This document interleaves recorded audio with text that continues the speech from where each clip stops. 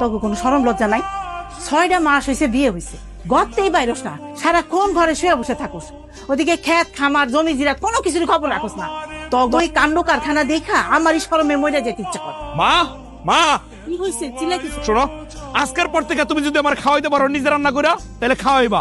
যদি না পারো তাহলে আমার কই দিবা, আমি তো একটা হোটেলে খাবো। হয়েছে নাকি? বুঝাতাম না কিছু। মা কি হয়েছে? ও বৌমা, তোমার কি রান্না বাড়াই মন নাই? এবার আপনি খায় কোন?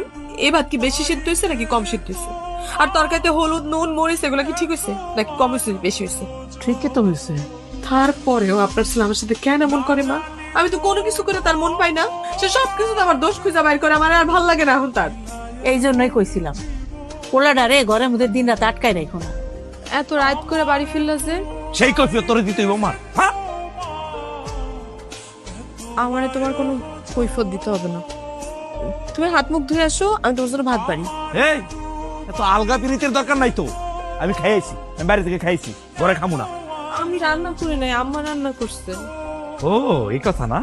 তুমি তাহলে জমিদারের নাতনি সাজ্জা পেকম তুলে বসেছিলে না, আর আমার মারে দিয়ে বান্দিগিরি করাইছো। তুমি তো বলছো যে আমার রান্না তোমার পছন্দ না, আমি নাকি রান্না করতে পারি না, এই জন্য আম্মা রান্না করছে আজকে। আর তুমি বসে বসে গিয়েছো না কোন জায়গায় আমার মারে তুমি সেবা করবা, হাত পা টিপা দিবা, তা না জমিদার সাজ্জা বসে দিছো। তুমি কি কইতেছো এগুলা?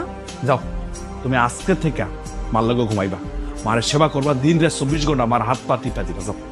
তুমি এমন করে কথা কইতেছো কেন? মানে আমার কি তোমার সহ্য হয় না? আমি কোন কামটা করি না, তোমার মার সব কামই তো করে দিই, তারপরে তুমি এমন ব্যবহার করতেছো।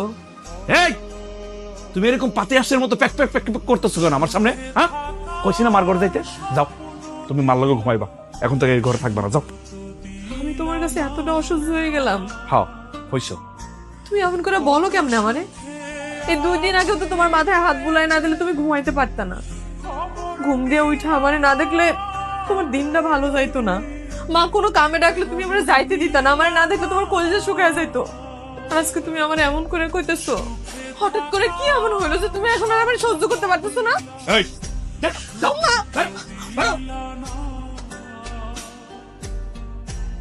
কি হয়েছে বৌমা, তুমি এখানে বসে বসে কাঁদতেছো কেন? কিছু হয় নাই মা, আপনি চলেন ঘরে চলেন, আপনার হাত পা টিপা দিই, আপনি শান্তি মতো ঘুমাইলেন।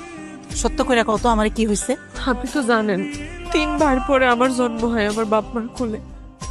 আমি আমার বাপ মার বাড়িতে কত আদরের ছিলাম, ছোটবেলা থেকে আমি কত আদরে বড় হয়েছি। কোনোদিন আমার কেউ বকাঝকাও করে নাই, আমার গায়ে হাত তোলা তো দূরে থাকেও আমার একটু কঠিন করে কথা কয় নাই মা। জামাল কি তোমার গায়ে হাত তুলছে?